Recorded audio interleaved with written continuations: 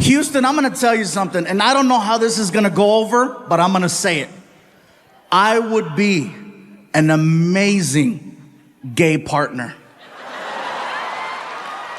I would, all the way up until that one part, but even then. Have you ever driven a Lexus? Those are nice. Sometimes you gotta take one for your own team. I'm just saying.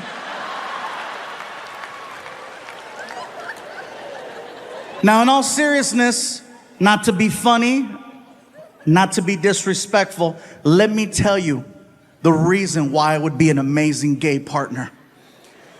The level of communication between two men is so high, I might actually get an answer. There might be clarity and understanding. I might hear a yes, I might hear a no. Do you know how many relationships I have been in where I still don't know the outcome to certain conversations? Very simple yes or no questions. That's what I would do. Something as simple as, baby, you hungry? Well, I haven't eaten yet, so I probably should eat something, but I'm not feeling it right now. But if I don't eat right now, you know how I'm gonna get later. So I guess it's probably a good idea if I start eating right now. But it really depends on the options. What do you think? Ah!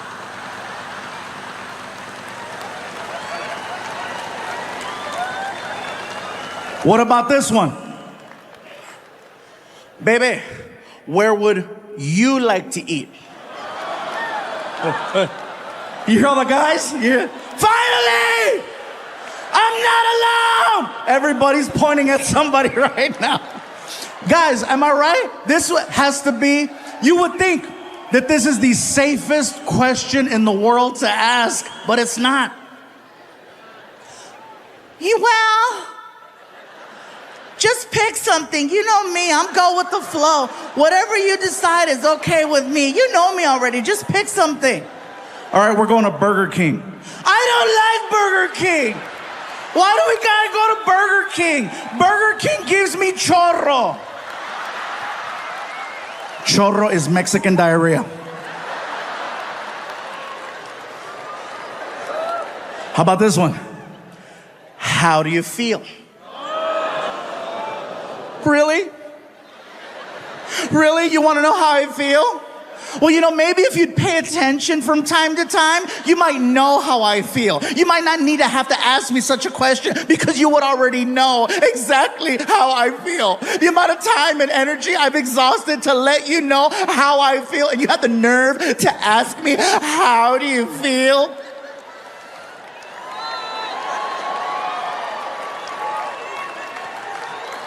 Now imagine the exact same conversation between me and Mr. Lexus. Do you know how efficient that conversation would be?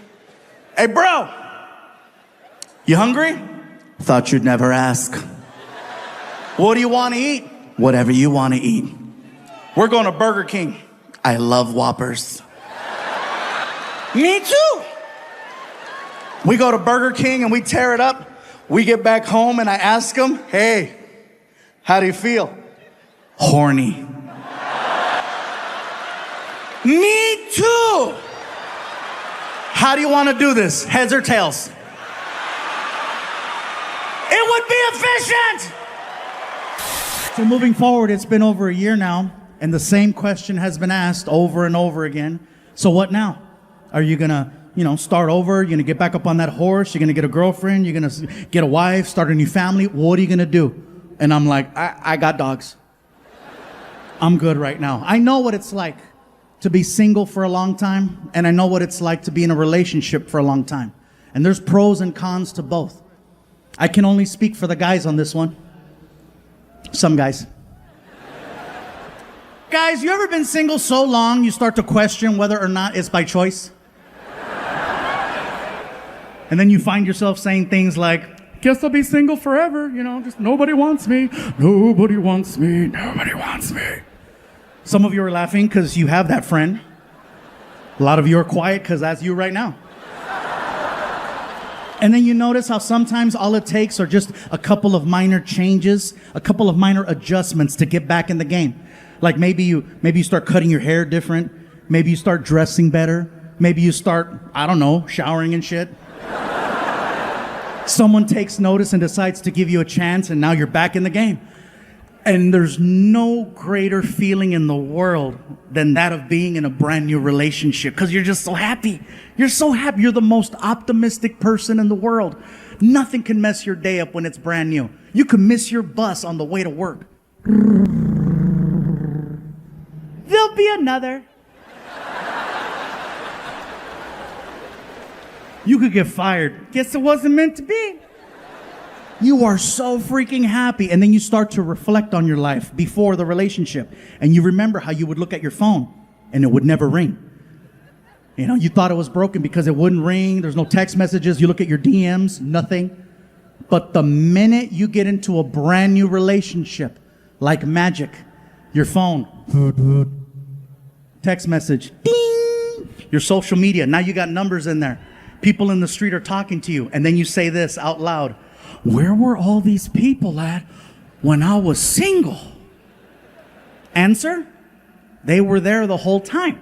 The difference is you were not this happy.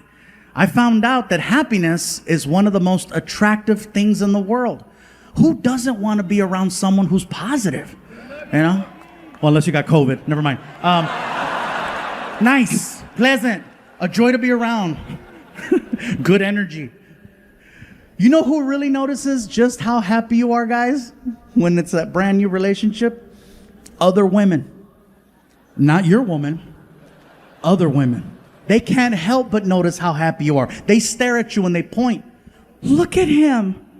Look how happy he is. I bet I can change that.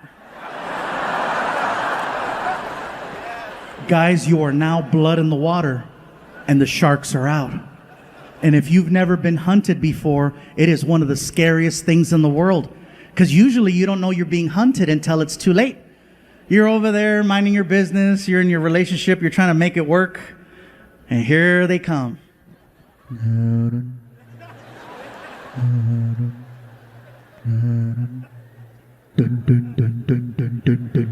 Before you know it, it's too late. She's got a hold of you. And she has you pinned down in the back seat of a car. And she's hitting you. She's hitting you with a baby shark doo doo doo doo doo, baby shark doo doo doo doo doo, baby shark doo doo doo doo doo, baby shark. You will never look at that song the same way again. You're welcome.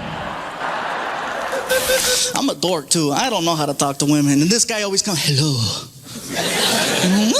Girls go crazy. And ladies, I'm gonna tell you right now, if a pretty man is your thing, if a gorgeous GQ guy is what you want, then by all means, go for it.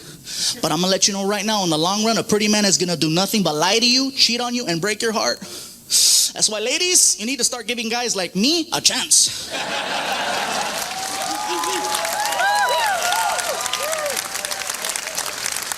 That's right, because I'm gonna tell you guys right now, the worst thing I'll ever do is have dinner without you.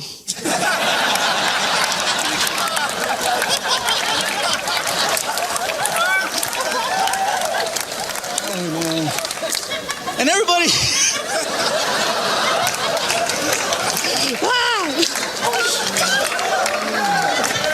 look at some of the girls. Everybody gives me advice too on the best way to meet that certain someone. You know, like my sister Emily, she always tells me the best way to meet someone is to go on the internet. She goes, go online, you'll meet someone. I'm like, I thought it'd be a good idea because my sister, she's cool people. She goes to school, she goes to church, she's nice. But I gotta tell you guys something, she's a freak. You know, you meet her in person, she's all sweet and innocent. Oh, hello, how are you? Nice to meet you. Bye. But you catch her online at 2, 3 o'clock in the morning, man, she's like, I'm licking and sucking your toes.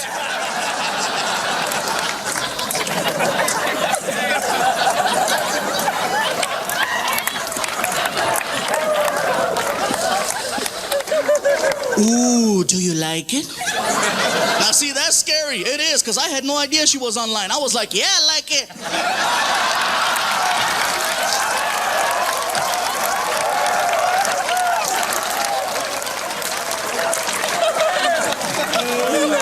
I was like, what's up? I see my sister the next day. She's like, I met someone. I said, me too. Check it out. I got some sandals. What's up? But you guys have to be careful. If you're going to meet people on the internet, be careful. Because you don't know what you're going to get. You don't. I went on a blind date with a girl who was half Sasquatch, half Chupacabra. Yes, some of the white people, Chupa what? It's like Bigfoot, only smaller. Like cousins, you know? You gotta be careful, because they'll throw these little mysterious words out there to kind of like, get you excited. Like this one girl, she described herself as bubbly, and I hear bubbly and I was thinking, oh my God, wow, really? Shut up, wow, really?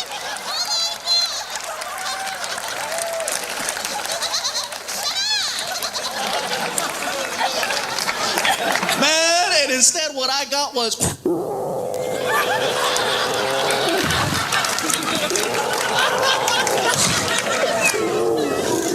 And I'm standing there. You have to be careful. And I said, you know what? Okay, maybe it's my bad luck. Couldn't possibly happen to me 3 times, right? So I gave it another shot. Went on another blind date with a girl who said she was a sexy Latina. I was excited. What's up? I get to her house, you guys. She was not Latina. Oh, no. She was black. Now, I didn't have a problem with her being black, but she specifically wrote out, I'm Latina. So I called her on it, right? I said, hey, girl, before we go any further, didn't you say that you were Latina? You know what she told me? She got mad. She was like, boo, I am Latina. Shoot, that's my name.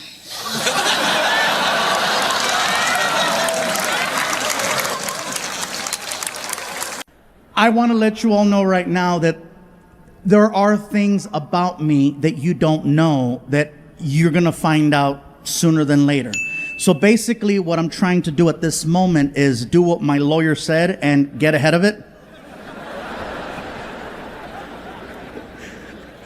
I offended someone whose name I should have never brought up. I offended a professional fighter. His name is Canelo.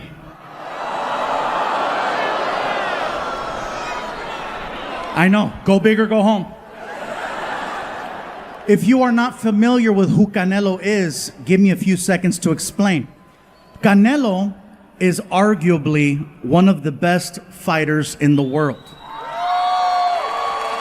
Okay? You cannot miss him. He is in fact Mexican, but he does not look traditional. Canelo is in fact the whitest Mexican on earth. He's super white. He's so white, he's redhead. Canelo is a redheaded white Mexican fighter. He is so white, even Donald Trump was like, you can come. Super white.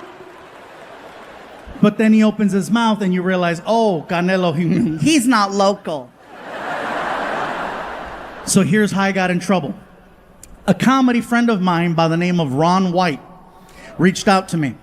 And Ron White invited me to be part of his Tribute to the Troops comedy show for the Nashville Network. And I told Ron, I said, Ron, I'd love to do the show. Anything for the troops, let's do this. So the show taped in Vegas. And it's a couple other comics plus myself. And Ron White's the host. He brings me up on stage and I figure I'm only doing 10 minutes, okay? I might as well just do references to Las Vegas since everybody knows Vegas. So I started talking about boxing. And then I brought up Canelo. And here's where I got in trouble. I said, Canelo is my favorite fighter of all time. I just wish... And it was all downhill after that. I said, I just wish he would not do interviews in English because English is not his strong language. And if you're a professional hear me out. If you're a professional fighter, you need to sound confident, engaged, threatening, aggressive, on point, in your face. And in Spanish, he does. In English, not so much. In Spanish, he's a killer. In Spanish, the reporter, the announcer comes out. Aquí estamos con Canelo Álvarez que se va a pelear contra Floyd Money Mayweather este fin de semana en pay-per-view en el MGM Grand en Las Vegas, Nevada. I know some of you heard that right now and you're like, oh my God, I think I understand Spanish. Because you do. So then the reporter will look at Canelo and ask him about the fight. Canelo, ¿qué vas a hacer en tu pelea? Canelo takes the microphone. He's a man of few words, but he's on point. He looks at the camera and he's like, pues mira, lo pegaré así, va a pegar el piso. Shas. Así mero, no se lo pierde ese fin de semana en el MGM Grand, Las Vegas, Nevada. Canelo Álvarez contra Floyd Money Mayweather. No se lo pierda. Same exact interview. English.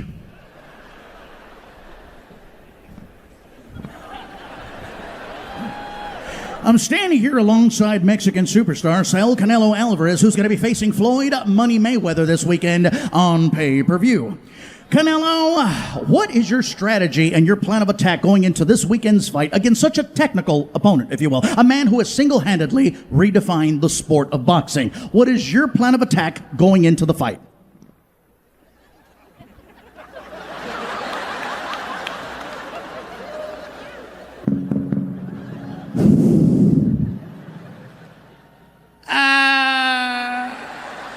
Well, I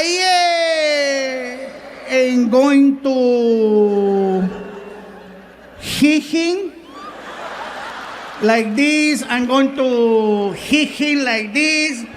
He's going to fall on the, ¿cómo se dice piso, güey? Floor. He's going to fall to the floor and then tan tan, así. All right, well, there you have it. Floyd Mayweather, I hope you are ready, my friend, because, yeah, that's what's waiting for you. Reporting live for ESPN News, I'm Phil Stevens. Back to you in the studio, and we're out. The hell was that, goddammit? Why did you warn me?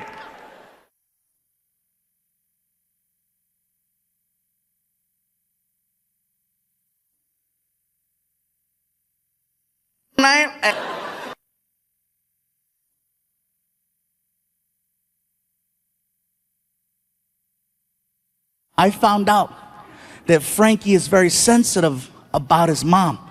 And he's at the age right now where affection really bothers him. Not necessarily from me, because if I try to hug him, he's cool with it, because I give those quick bro hugs, you know, like, hey, what's up? You know? However, if his mom is standing right next to me and I reach over and I grab her hand, he sees that as gross. And he'll make the face. What?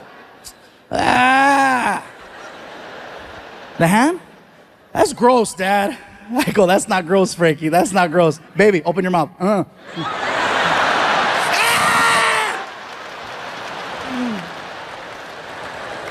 That's his weak spot, and I go for it every single time.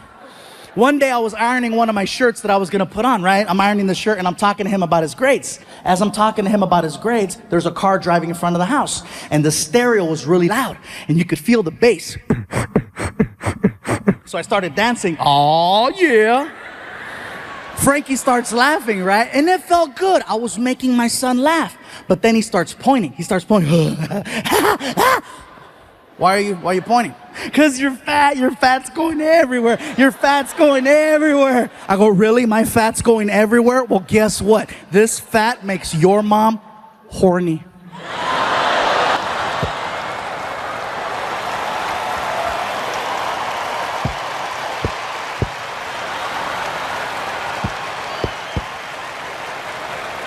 And he's like, ah! If I ask him to do something and he doesn't do it, like for example, as parents, you want your kids to go to sleep by a certain time because you need them to wake up in time to get ready for school. Frankie's cutoff is 11 o'clock. It's pretty late, if you ask me, for a kid. Sometimes he'll push it to midnight. You know, play dumb. Oh, I don't know what time it was. Yeah, whatever, you're only holding a clock. But I get it. I used to play dumb too. So then he'll walk in his room and he'll say, oh, good night, Dad. And he'll close the door. And he thinks he's slick. He takes a towel and he starts rolling up the towel. And he puts it under the door so that I can't see the light coming from the TV. Sounds pretty genius, right? But hello, cover the rest of the stupid door. He freaking turns on his big ass TV and it looks like immigration's breaking into his bedroom. And so what happens is he'll stay up until 2, 3, 4 o'clock in the morning, and he's supposed to wake up at 6. His alarm goes off and he sleeps through the alarm. And it's a real alarm. It's not a radio. It's freaking whole house awake. Him? And it's right here. So I gotta get out of bed and I go over to his room and I open the door and I kick the stupid towel out of the way. And then I walk over, and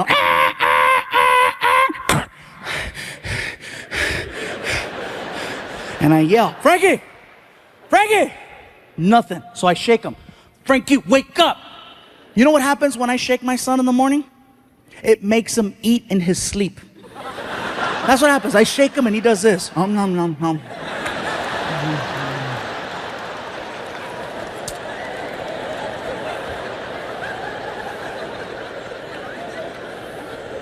So you know what I do? I get on top of the bed and I slowly lay on top of him. And I apply my full weight, bro, all of it. Slowly, and you could hear him. Oh God! Oh God! You're too big! You're too big! And then I whisper in his...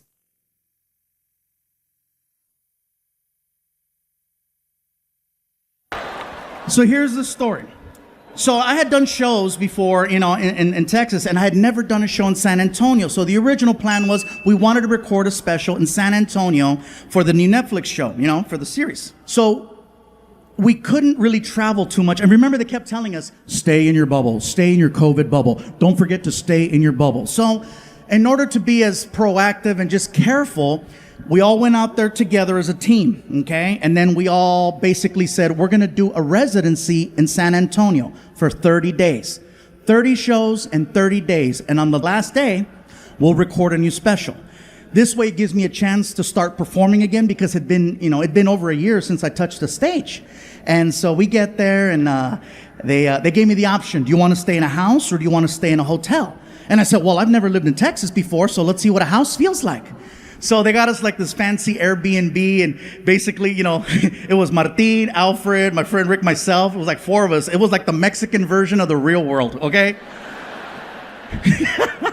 So we're all in this big house together. Everyone gets their own room. And so, of course, I get the big room because it's me. And, look at me. No, yes. So I open up the door. I turn on the light. Click. And I'm like, this is a beautiful room. Wow, look how big it is. And then I notice there's a hole in the wall. And I said, that's weird. So I get really close to the wall. And when I got close, I realized it's not a hole. It's a big ass roach.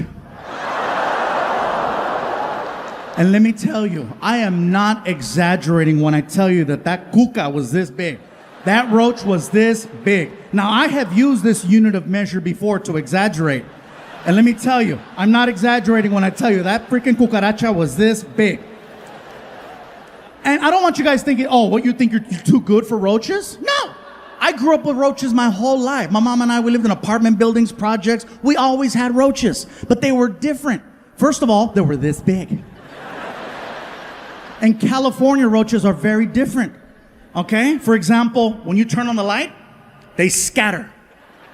In Texas, he chilled.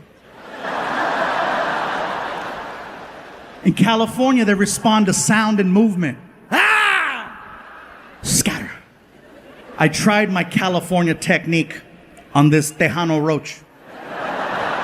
I said, ah! And the roach was like, what? Oh my God, I don't think he's in my room. I think I'm in his. And at that moment, my tour manager walks in the room and she's like, is everything okay with the accommodations? I said, no, the room is beautiful, but look at the wall. Aw, there's a hole in the wall. I said, get closer. She gets up to the wall and she's like, oh, it's a big ass roach. I said, you're okay with that? She said, he's not in my room. She can see that I'm visibly bothered by this roach. So she's like, would you like me to take care of your little friend for you? And it is a little emasculating because I'm a big guy and she's like 5'2". So she's like, move, fool. She takes off her shoes, she grabs it, she gets up on a chair, and she brings it back, and she's like, soy la 69. Bam! Nailed that roach. Threw down her shoe, put it on. I look at the wall, and it kept moving. And I said, you have angered our friend. And she was like defensive. Fool, round two. So she grabs her shoe, gets back up on the stool, and she brings it back. And just as she's about to nail this roach for the second time, that shit started flying. Because, after COVID, I wasn't sure what was going to happen. You know what I'm saying? Like, the only good thing I can say about 2020 for me was the fact that for some reason I managed to lose 70 pounds. Thank you. Yeah, I lost 70 pounds. People ask me, what's your secret? I said, it's no secret. They closed all the goddamn restaurants. That's a secret. I didn't know how to cook. That was the secret. It was me at home with a Foreman grill making weenies. But yeah, we were on tour in Kalamazoo, Michigan when we got the news that we had to go home. And then we came home and we all turned on our TVs and we watched them lie to us. I'm not trying to be a conspiracy person, but they told us, remember? It's only going to be 2 weeks. That's it. They told us 2 weeks. All right? Ladies and gentlemen, we just like to ask that you go home for 2 weeks. Be with your loved ones. Be with your family. Just 2 weeks while we figure things out. Dr. Anthony Fauci has given us some new information to go by. Just 2 weeks. That's all we need. Just 2 weeks. And I apologize for using the same stereotypical old white voice. But that's the one that they used. Because that's the one we listen to in a time of crisis. It couldn't be any other voice. It couldn't be, no hombre, cállate, shut up, mira. No más 2 weeks, okay? No más tú. You're gonna go home con tu mamá y tu papá. And if COVID come to the house, you tell COVID, hey, no está aquí, güey. Come back another time, it's okay. Just 2 weeks. It couldn't be any other voice. It couldn't be, I tell you what. That's what you're going to do, goddammit. You're going to take your ass home. You're going to hunker down. You're going to hunker down. And if COVID shows up at your front door, get her done right there to the face. Okay, that's what you're going to do. Just 2 weeks. It couldn't be any other voice. It couldn't be, all right, listen up. Okay, this is what's going to happen. You're going to go home. You're going to be with your family and them, right? And if, you don't want to laugh at the black voice, huh? Whatever, that's your guilt, not my guilt. I'm fine. But yeah, just 2 weeks. That's what they told us. 2 weeks. And 2 weeks turned into 2 months, turned into half a year, turned into a year plus. And little by little, they told us who was most at risk for COVID-19. Come to find out, it's people over 45. Okay? People who are overweight. Here we go. Diabetics, no chingas, really? Most at risk, Latinos and African Americans. Bye, Felicia. I come to find out I was 85% of the underlying conditions. Over 45, overweight, diabetic, high cholesterol, high blood pressure. Apparently, COVID is my Tinder match. Someone finally wants to swipe right. And her name is Corona.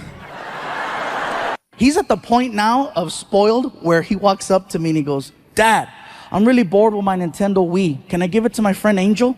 I go, what did you just say? I'm bored with my Nintendo Wii. Can I give it away? I go, is it broken? No. How long have you had it? Woo, for like 4 years. I go, how many games do you have for the Nintendo Wii? Like 300? I could feel you judging me over there. I felt that. Oh! You're judging me right now. I could feel it. She's over there. She's like, this is some Dr. Phil right here. He really messed him up. I heard you. Let me just, for the record, let me set this straight, okay? I did not buy my son 300 games. Here's what happened. I have a friend who's a computer hacker, And for $75, he put 300 games on my son's hard drive. Yes, I have money, but I'm still ghetto.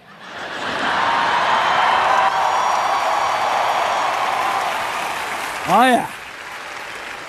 So I tell Frankie, do you realize how lucky you are? And then he rolls his eyes. Oh, lucky. I go, yeah, dude, you are. I says, you got a Nintendo Wii that works. You've had it for 4 years and it still works. If something happens to it, I can take it back to the store, get you a new one because I got a warranty that'll last you another 4 years. Why is that a big deal? Because when I was your age, I had a Nintendo. Wii? No. Frankie, in 1987, I had a thing called a Nintendo Entertainment System, okay? Nintendo Entertainment System. It didn't last 4 years. It lasts 90 days. 90 days is what it took for you to hit power and start seeing a flashing red screen. You know the flashing red screen where you have to look at the ground or look away or you have a seizure right then and there? Oh, yeah. And then what you had to do is you had to flip the Nintendo over and there was a silver sticker with an 800 number on it. And you call the 800 number and they put you in contact with someone in Japan who made you feel like a pendejo. Oh yeah, he made you feel stupid. You call him up and he's like, it costs $250 to repair Nintendo. $250 to fix it, but it's $150 for a brand new one. And if you couldn't afford $150 for a brand new one, like we couldn't afford $150 for a brand new one, you had to become a technician at the age of 7, 8, 9, 10, 11. You had to go in the kitchen and find the most messed up butter knife you could, right? The one that had bent marks and rust stains, and take that sucker back in the living room because you were going to perform an operation. You were going to perform an operation and bring that Nintendo back to life. Yeah. You had to work to play. You had to unplug it, plug it back in, power reset, power reset, power reset. It was like performing CPR. You'd hold a car